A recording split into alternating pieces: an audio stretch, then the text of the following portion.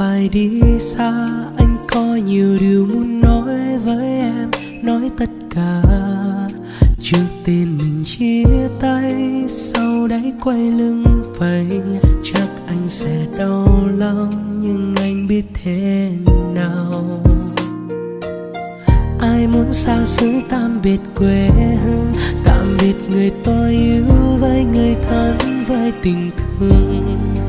Hãy yêu người khác em ơi, vì không đáng phải chờ đợi. Anh không xứng đáng với tình yêu em.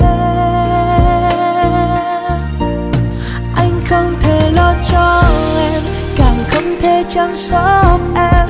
Tình yêu không thể nào lo cho cuộc sống hai đứa.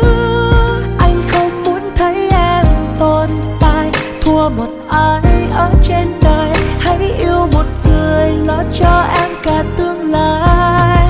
Vậy nên anh buông tay người, để anh cố gắng ngày mai. Một khi anh trở về, hy vọng rằng em hạnh phúc. Lúc đó ta sẽ là tình bạn tri kỷ hơn bao giờ. Có như thế em sẽ được nhiều hơn.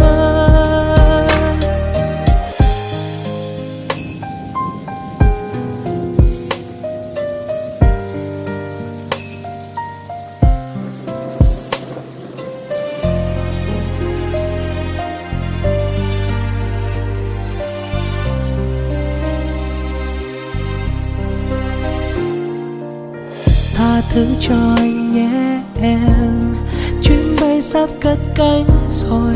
Cái níu tay cũng quá vội, cho anh lần cuối được nhìn thấy em cười. Anh xin lần cuối hãy vì anh không khóc. Anh không thể lo cho em, càng không thể chăm sóc em. Tình yêu không thể nào lo cho cuộc sống hai đứa. Anh không muốn thấy em tồn tại, thua một ai ở trên đời. Hãy yêu một người lo cho em cả tương lai. Vậy nên anh buông tay người, để anh cố gắng ngày mai. Một khi anh trở về, hy vọng rằng em hạnh phúc. Lúc đó ta sẽ là tình bạn tri kỷ hơn bao giờ. Có như thế em sẽ được nhiều hơn. Anh không thể lo cho em, càng không thể chăm sóc em.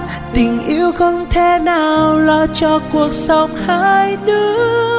Anh không muốn thấy em tồn tại, thua một ai ở trên đời. Hãy yêu một người lo cho em cả tương lai.